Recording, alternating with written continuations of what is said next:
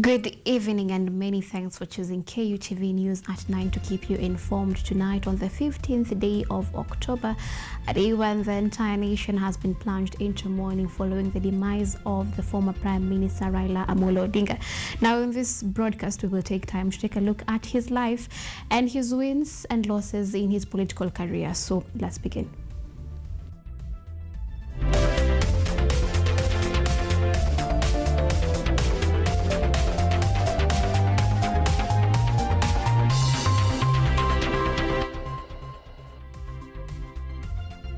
This is KUTV Primetime News with Yvonne Kemuma.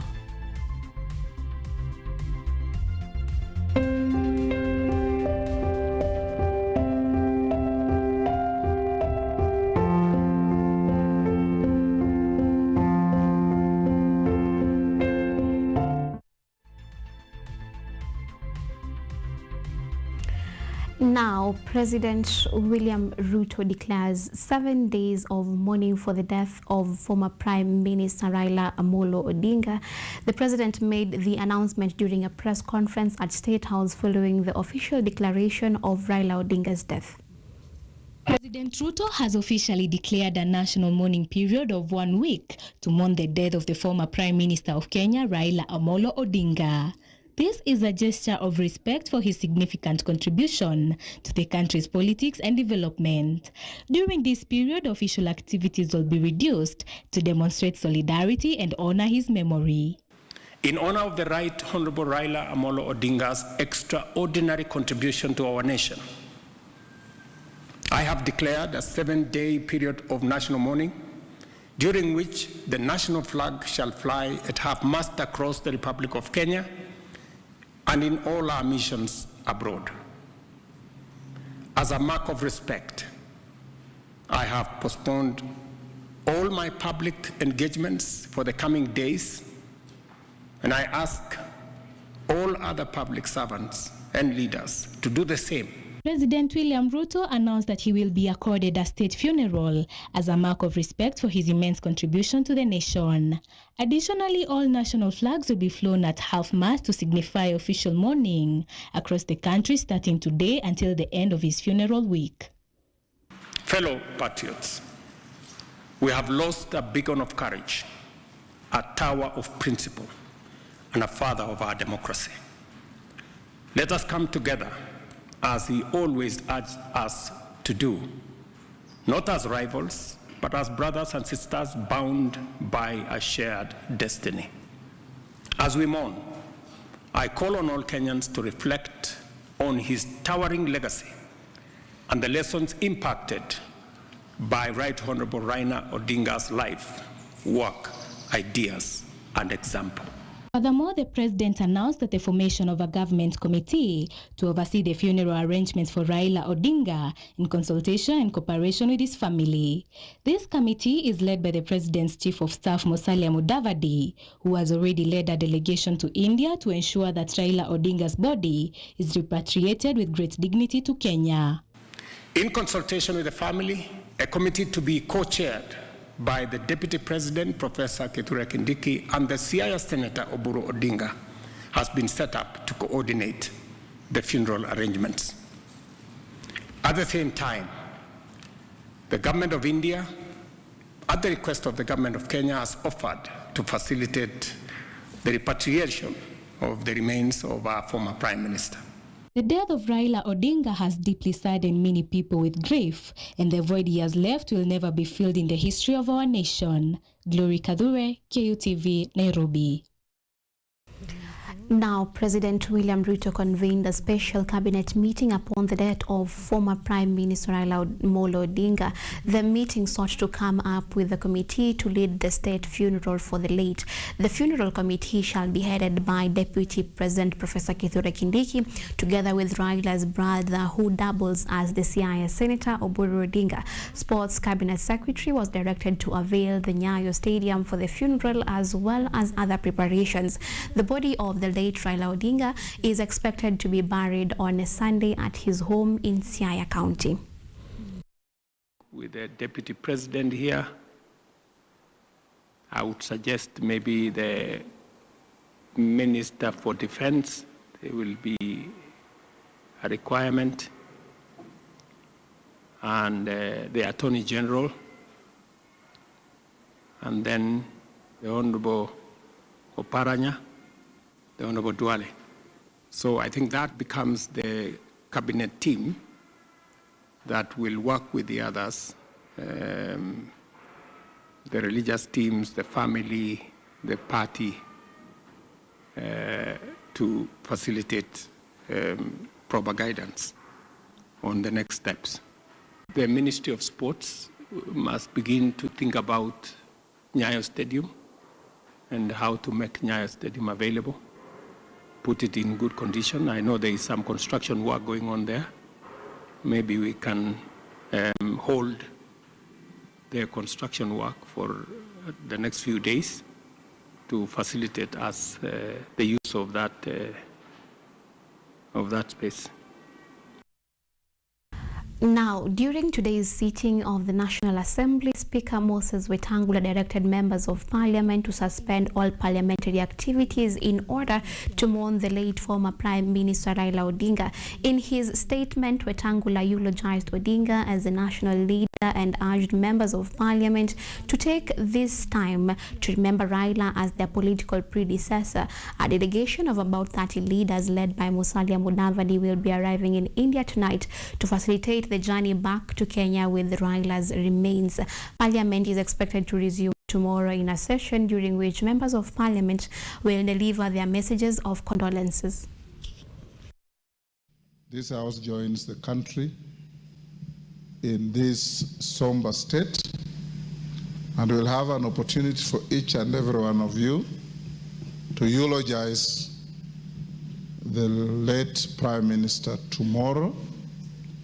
Time is likely to move pretty fast in preparation for his official send-off in a state funeral.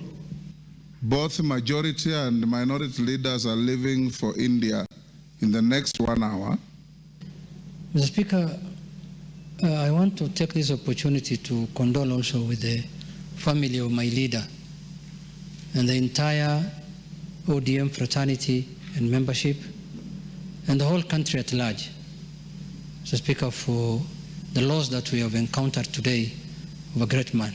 Allow me to take this opportunity to relay my condolences to the family of our former Prime Minister, Mama Ida Odinga, her daughters Rosemary and Winnie, and Raila Jr., and the entire Odinga family. Now, hundreds of mourners trooped to the current residence of the late former Prime Minister Raila Amolo Odinga, expressing grief and admiration for his legacy. Many described him as a peaceful visionary leader who fought for democracy and unity, urging Kenyans to remain calm and honor his memory.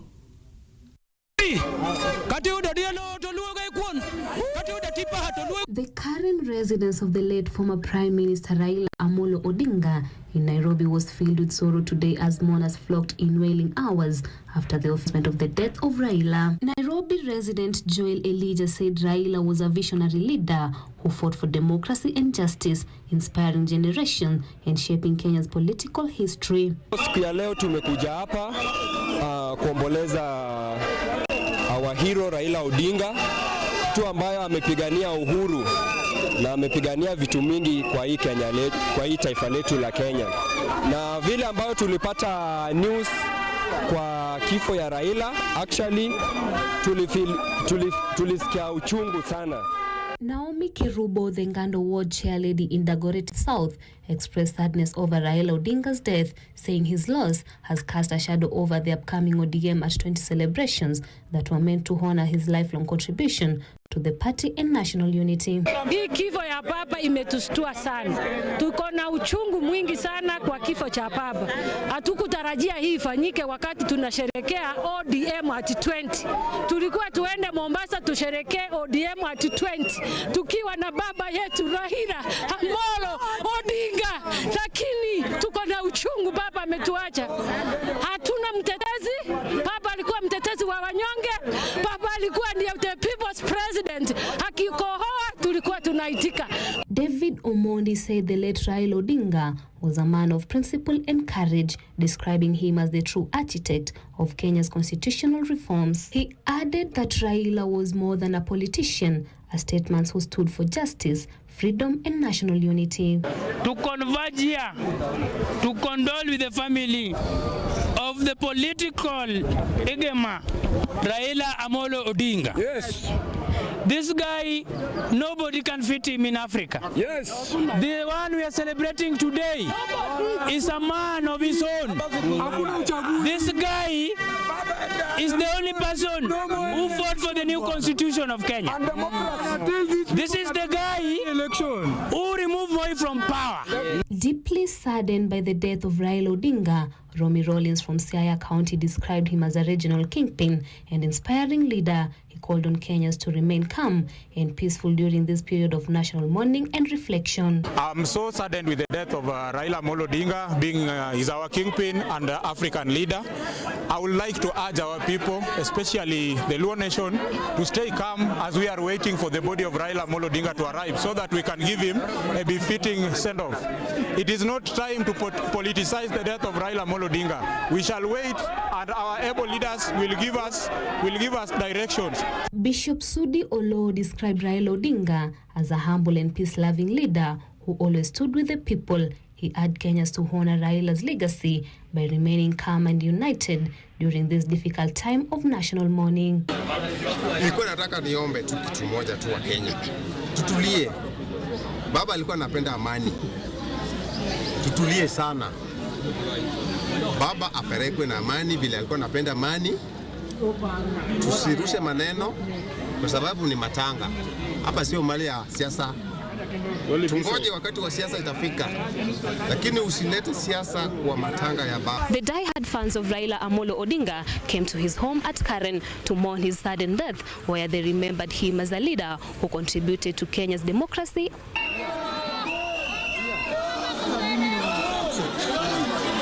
Edna Nerea, KUTV, Nairobi. Well, let's move on. It was a somber mood across the country as Kenyans mourned the death of former Prime Minister Raila Odinga, eulogizing him as a selfless leader who dedicated his life to the pursuit of democracy, justice and peace. His passing has sent shockwaves throughout the nation, with tributes pouring in from leaders, supporters and citizens who regarded him as the father of modern Kenyan politics.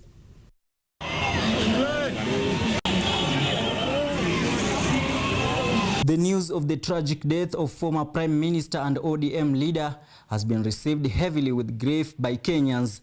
In Mombasa, residents described the news as a devastating blow, saying they will remember Raila as a towering figure who stood firm in defense of the people's rights. Raila amekuwa na mchango mkubwa sana katika taifa letu la Kenya. Masuala ya demokrasia, masuala ya ile ambayo inaitwa tuko sawa? Masuala ya demokrasia katika nchi yetu ya Kenya, Raila ametupigania sana. 1992 multi-party, amekuwa na ule mchango mkubwa wa kuchangia katika multi-party. Demokrasia ambayo tunaienjoy leo katika nchi yetu ya Kenya ni sababu pia Raila amekuwa na mchango mkubwa. Tukianza serikali za ugatuzi katika hii constitution yetu ya 2010, pia Raila amekuwa na ule msukumo mkubwa zaidi. Embu residents have joined other Kenyans in mourning, remembering him as a towering figure of democracy in the country and also a selfless leader who could go to any length to ensure the country remained united. Kwa njia moja au nyingine, so many people will miss this mzee. Na wengine nao watakuwa wakifurahia njuu mzee amekufa. Na tunaomba tunatuma rambirambi zetu kwa familia ile ya Raila Odinga, kwa mama Ida na watoto wake wote na watu wote wa ODM ama opposition, tunatuma rambirambi zetu. So ni masikitiko makubwa kwa nchi yetu ya Kenya na tunaomba sote tuwe pole. Sisi kama watu wa ODM tumesema pole. Na tumesema pole sana kwa sababu baba amepigania demokrasia. Leo ni miaka 50 na ukienda katika kitabu cha Raila mwenyewe marehemu, The Flame of Freedom, utapata kama Raila amefanya summary katika hicho kitabu. Many mourners referred to him as a patriotic statesman who tirelessly fought for a more equitable and united Kenya, fondly known to millions of Kenyans as Baba. Mr. Odinga spent decades at the center of the country's political life.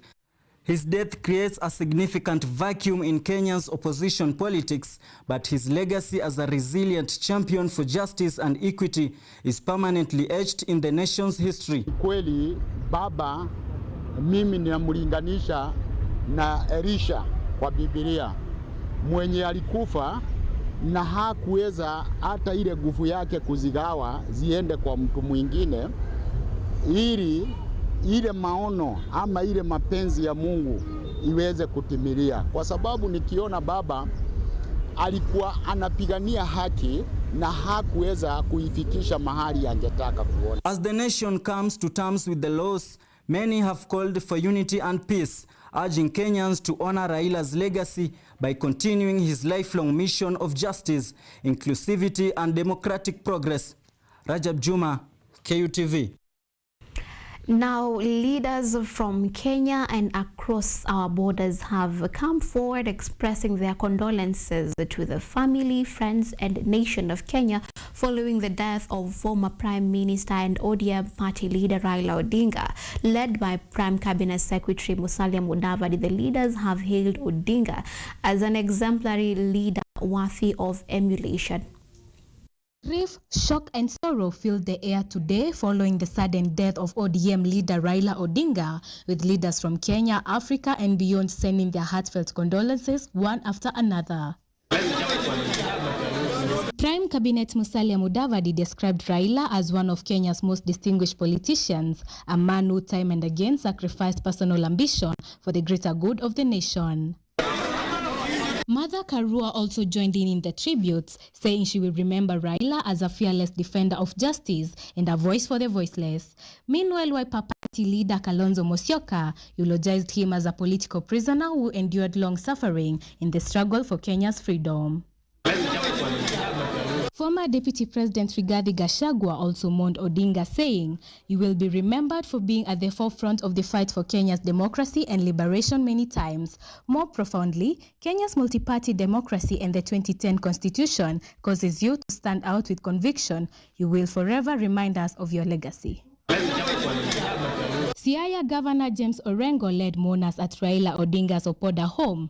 Odinga suspended the Siaya International Trade and Investment Conference, hailing Raila as a revolutionary leader and a symbol of Kenya's democratic struggle. Words fail me to express the shock, deep sorrow, and immeasurable grief at the news of the untimely passing of my brother, my friend, my party leader, a statesman, and a towering figure of Kenya's second liberation. And indeed, Internationally, India's Prime Minister Narendra Modi praised Odinga as a dear friend and a great statesman, while Somalia's President Hassan Sheikh Mohamud hailed him as a renowned politician whose legacy of democracy, justice and public service will endure. Kenya's President Samia Suluhu expressed deep sorrow over Odinga's death, describing him as a visionary leader, a peace lover and a problem solver whose influence and compassion transcended Kenya, reaching across East Africa and the entire continent. As she said, is not just Kenya's, it is ours as well. Now, the nation this morning woke up to the sad news of the death of former Prime Minister Raila Odinga. Odinga passed away at the age of 80 while in India, where he has been receiving treatment after battling illness for some time. Raila collapsed during his morning walk and was rushed to Devamatha Hospital, where he was pronounced dead following a heart attack.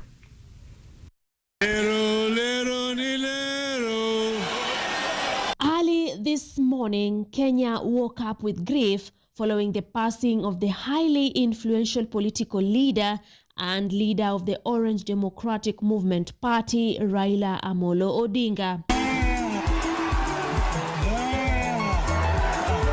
Odinga died while receiving treatment at a hospital in India after collapsing during his morning walk. He was taken to Devamatha Hospital in India, where he was pronounced dead after efforts to resuscitate him failed. Raila was born in 1945 on January the 7th in Maseno, Kisumu, Nyanza. He was the second born to Mary Juma Odinga and Jaramogi Oginga Odinga, who served as the first vice president of Kenya under Jomo Kenyatta. Odinga and his wife, Ida Odinga, had 4 children, including Fidel Odinga, Winnie Odinga, Rosemary Odinga, and Raila Odinga Jr. He attended Kisumu Union Primary School, Maranda Primary School, Maranda Secondary School until 1962, then later the Technical University of Magdeburg in 1965 to 1970 and Leipzig University in Germany. Raila Amolo Odinga was a Kenyan politician who served as Prime Minister of Kenya from 2008 to 2013. He was a member of Parliament for Lang'ata constituency from 1992 to 2013 and has been the opposition leader in Kenya since 2013. He was the leader of the Azimio la Umoja One Kenya Coalition Party. May God rest his soul in eternal peace. DJ, panaleta mchanganyiko. Caroline Kimwele, KUTV.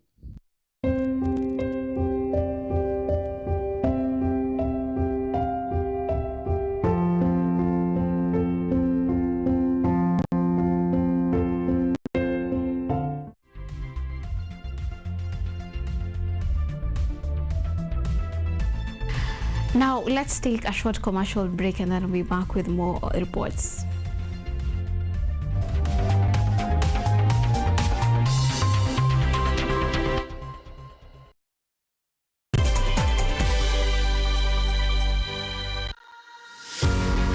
Are you ready to take charge of your health? Welcome to Focus on Health, your weekly guide to staying informed and living better. Join me every week as I sit down with trusted medical experts. Gynecology is basically a field concerned with mainly the female genitalia. Explore real-life stories during when the patient come in and bring you updates and tips that are beneficial to your health. Because health isn't just important, it is everything.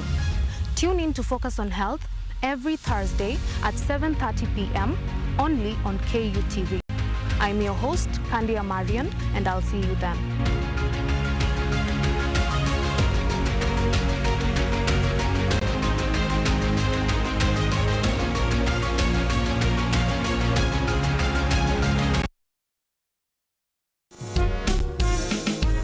A new era, a new people. This is the Law Matters Show.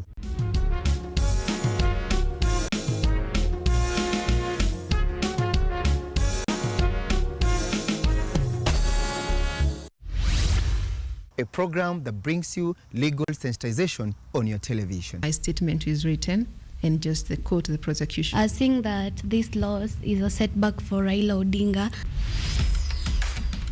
What policy recommendations were fronted by the candidate? With diversity, we demystify important legal issues locally, regionally, and internationally. What Tanzanians... Join me, Elvin Onsongo, as I bring you more insights on law matters. We are looking at social issues.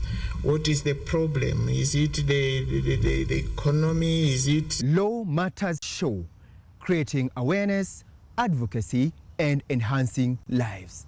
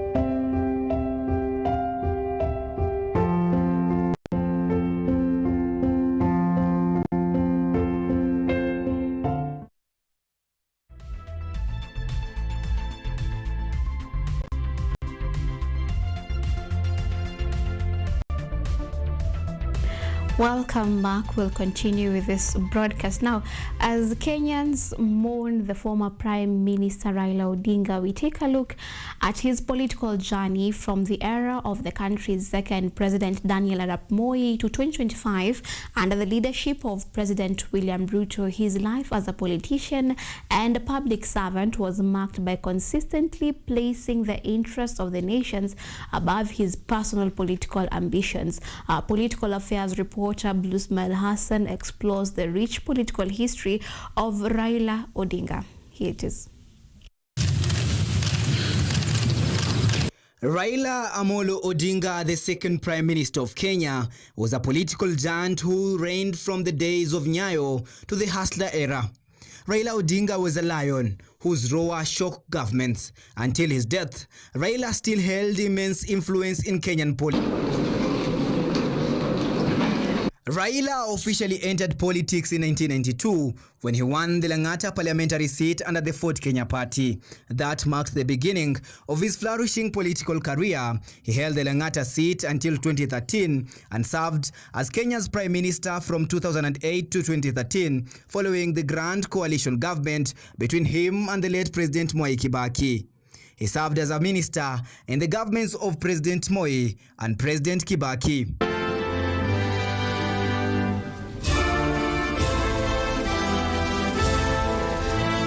Raila ran for the presidency 5 times during his life, but never succeeded. He first ran in 1997, where he came third behind President Moi and Mwai Kibaki.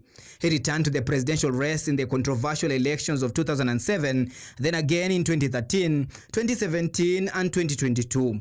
In 2025, he contested the African Union Commission AUC chairmanship, finishing second behind Djibouti's Mahamoud Ali Yusuf.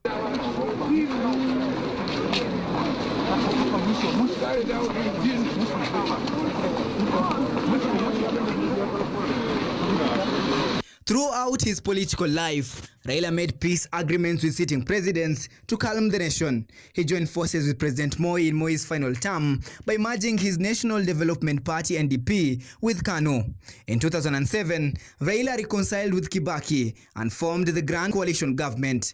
In 2018, he shook hands with President Uhuru Kenyatta in the famous handshake. In March 2025, Raila reconciled with President Ruto and helped him form the broad-based government. All of these presidents had previously defeated Raila in presidential contests. In his political journey, Raila Odinga was associated with many political parties, including Ford Kenya, the National Development Party NDP, KANU, the Liberal Democratic Party LDP, and the Orange Democratic Movement ODM. He was also part of political coalitions such as NAK Kenya, CORD, NASA, and Azimio. Raila's death comes just days before the 20th anniversary celebrations of the ODM party. Blusmail Hassan, KUTV. Now, the political activism of Raila Odinga has borne fruits of democracy for many Kenyans who now enjoy constitutional freedoms thanks to the pains and the tears Raila endured in his long-standing fight against various governments throughout his life. Our political reporter Blusmail Hassan is on it again, taking us through Raila Odinga's journey of activism from the day of Sabasaba multi-partyism protest to the fight for promulgation in the 2010 Constitution. Raila Odinga has been mourned by many as the father of democracy. His political activism since the 1980s has borne fruits for many generations, with Kenyans today proudly enjoying a constitution that gives them widespread freedoms, and through the pain and suffering that Raila endured. Raila first encountered prison doors following his implication in the 1982 attempted coup against President Moi's government. After 8 months in house arrest without trial, he was sentenced to 6 years in prison.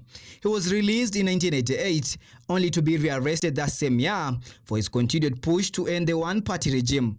Raila was released again in 1989. His ongoing activism against the then President Daniel Arap Moi led to another arrest in July 5, 1990, alongside fellow opposition leaders Charles Rubia and Kenneth Matiba. Raila played a major role in the Sabasaba multi-partyism politics. His arrest and torture by President Moi's government inspired many Kenyans to turn out in large numbers on July 7, 1990 for protests held at Kamukunji grounds, demanding the adoption of a multi-party system. These democratic struggles led by Raila and other activists eventually forced President Moi to allow multi-partyism in 1991. Raila was also instrumental in the constitutional reforms of 2010. He was one of the politicians who passionately championed for the new constitution, and his efforts bore fruits, granting Kenyans more freedoms. Ilete baraka kwetu. Odinga, who once saw himself in as president after rejecting the 2017 election results against former President Uhuru Kenyatta, became well known for his protest-driven political approach. He led numerous demonstrations against the high cost of living, fighting for fundamental rights of Kenyans. Through his activism, Kenyans began to call him the father of the nation, Baba. 31 wa Mei mwezi jana tumesema tutarudi Uhuru Park. Raila's protests and activism have greatly inspired the Gen Z, who have also risen to demand the rights of Kenyans and challenge bad governance. Even as Raila rests, the fruits of his efforts will live forever. Blue Smile Hassan, KUTV.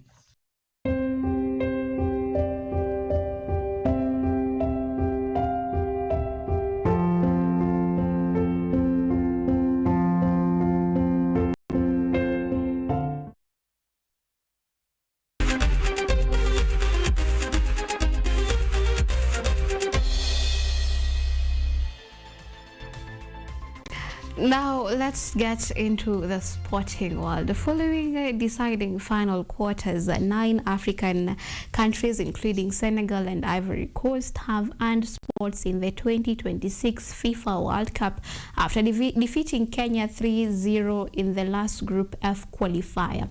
Ivory Coast qualified for the 2026 FIFA World Cup, securing their spot in the international competition.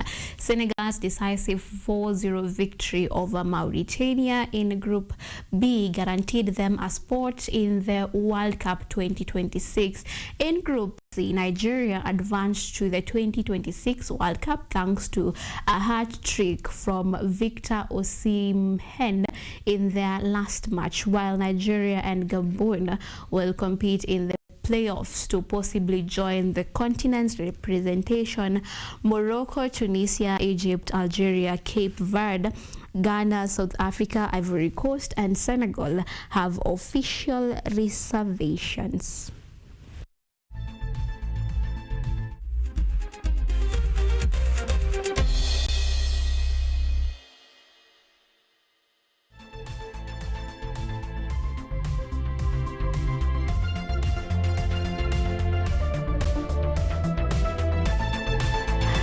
With that, we will call it a night. Remember, KUTV News at 9 will be keeping you updated on everything when it comes to morning and sending off the late Prime Minister Raila Odinga. So keep it KUTV.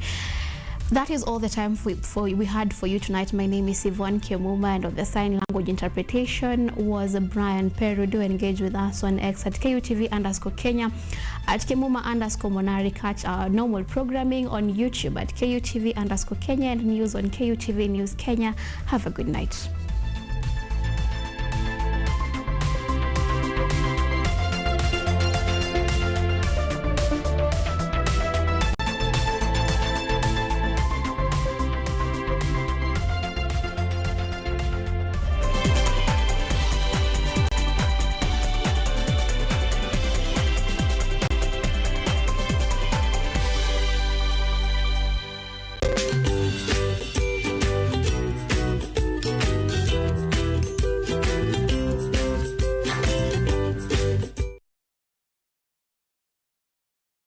Are you an